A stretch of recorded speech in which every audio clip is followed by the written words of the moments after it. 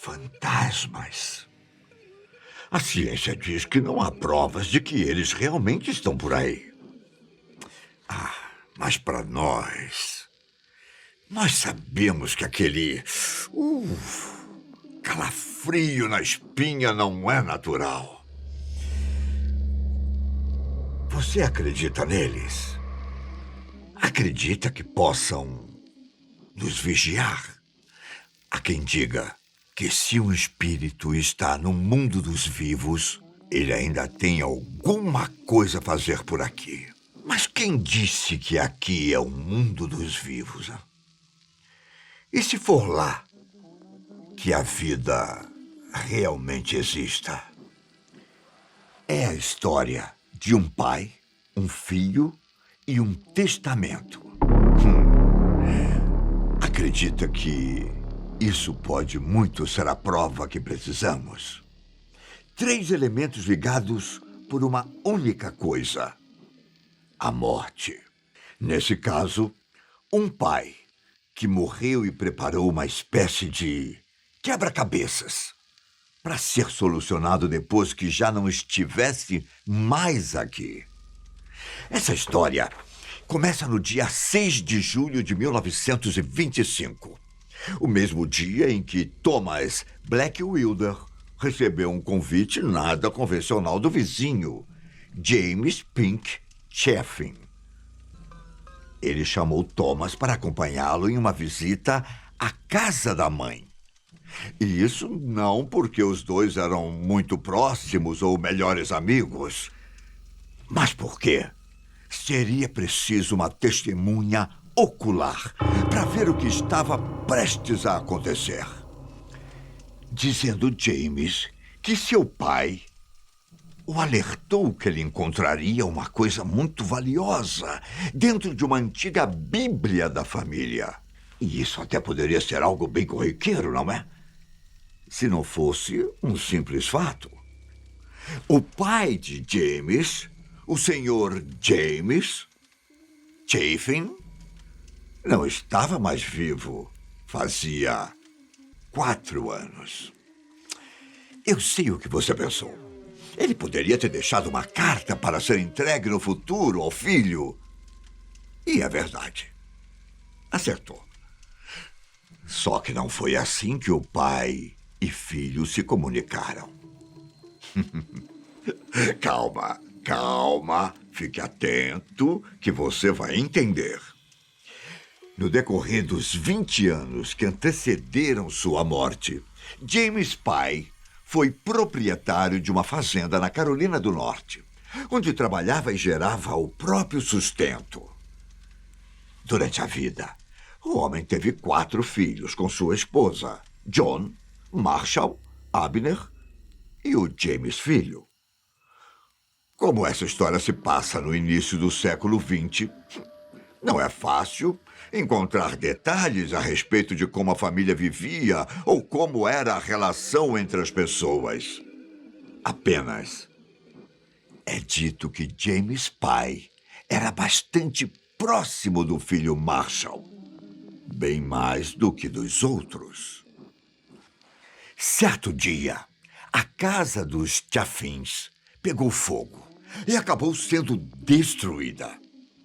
Sem uma moradia, o restante da família foi morar na casa em que Marshall vivia com sua esposa, Suzy. Era para ser só um tempo até a propriedade ser reconstruída.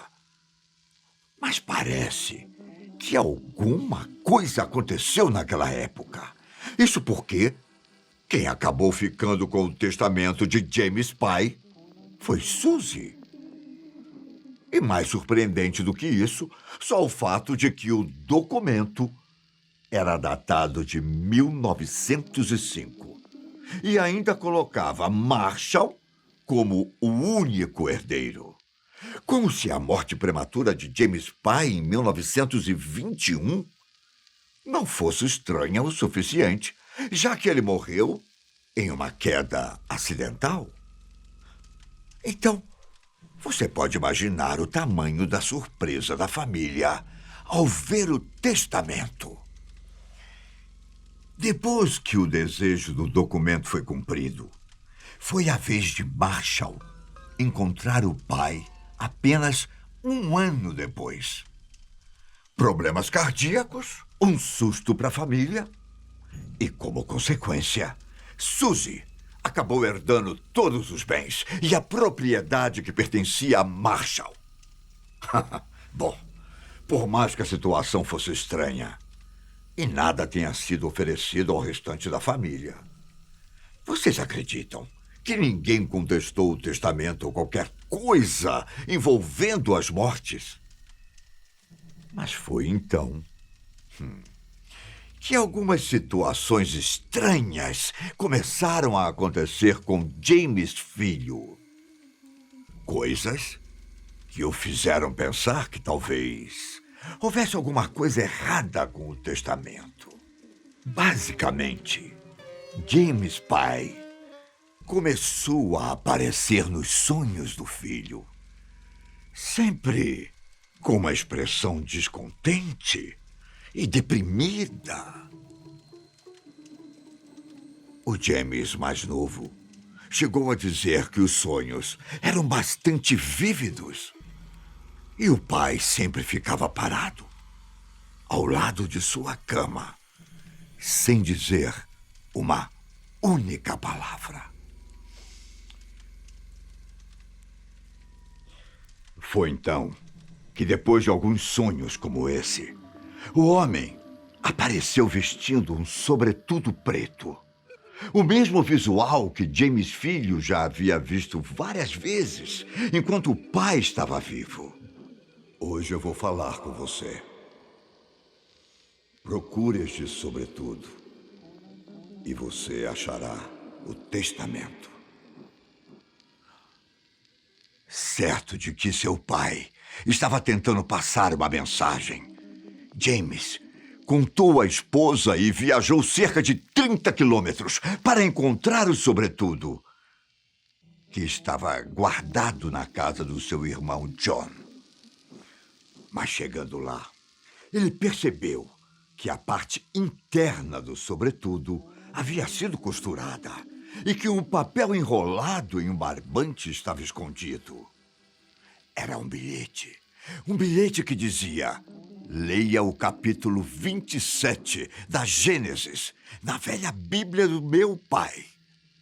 E o que quer que estivesse no livro poderia ser importante demais para que James descobrisse sozinho. Por isso, ele tratou de chamar o vizinho, Black Wilder, para que os dois pudessem investigar. Eles chegaram na casa da mãe de James e procuraram o livro por todos os cômodos, até encontrarem na biblioteca, escondido. Velho e bastante desgastado, o livro praticamente se partiu em 3 pedaços. Só que isso não impediu que James e o vizinho encontrassem o capítulo 27 de Gênesis. E adivinha o que tinha lá? Um pacto com o diabo. Foi o que você pensou, não foi? Relaxa. Que isso? Mas não foi isso que aconteceu com James. Não. E não foi isso que ele encontrou. Na verdade, a Bíblia estava escondendo um testamento mais recente do pai. Um documento com a data de 16 de janeiro de 1919. O testamento dizia que depois de ler o capítulo 27 do primeiro livro da Bíblia, James pai decidiu dividir tudo que tinha igualmente com os 4 filhos, desde a sua propriedade até os bens. Aquele, de fato, parecia ser o documento certo para os filhos. Só que havia um problema. Como explicar para as autoridades? Olha, o espírito do meu pai me visitou nos sonhos e me mostrou aonde estava o testamento. Parece até uma historinha para assustar crianças, não é? Mas foi exatamente ela que James contou no tribunal. E ainda bem que ele levou o vizinho como testemunha, já que Black Wilder confirmou toda a história. Um processo de homologação foi aberto para determinar se o documento era verdadeiro e, portanto, válido. O problema era que aquela tinha sido a primeira vez na história que o Tribunal Superior do Condado de Davie tinha ficado diante de um caso envolvendo um fantasma. A única forma de vencer era trazendo provas do mundo dos vivos para a corte. E assim, James Filho o fez. Ao lado de seus advogados, ele chamou 10 antigos amigos e conhecidos do pai, que eram próximos o suficiente para confirmar que a assinatura do Segundo Testamento não era falsa. Se o júri acreditasse nessas pessoas, a história da aparição de um fantasma não precisaria ser verdade. Mas acabou que nem isso foi preciso. Os irmãos Chaffin e Suzy entraram em um acordo e a herança, enfim, foi dividida em 4 partes iguais. A única coisa que um juiz precisou fazer foi tornar a decisão oficial.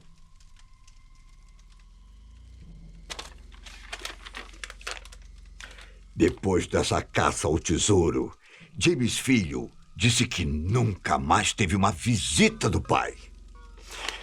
Agora, não te parece muito suspeito? Um fantasma cuja única motivação era consertar um erro dos vivos? Até que se prove o contrário. Essa é a versão oficial da história. Mas há quem diga que tem caroço nesse angu. Você não acha que seria possível que um dos irmãos tivesse falsificado a assinatura?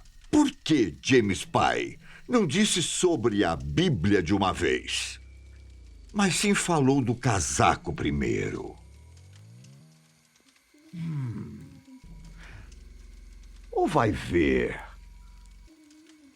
Quando os irmãos descobriram o documento, acharam que só uma história fantástica poderia fazer as pessoas acreditarem.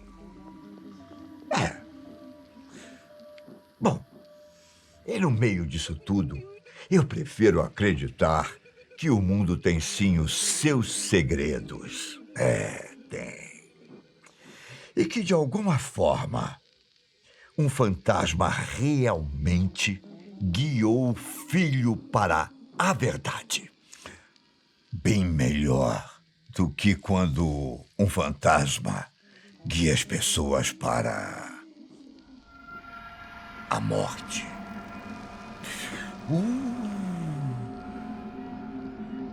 Aliás, eu estou sentindo um frio.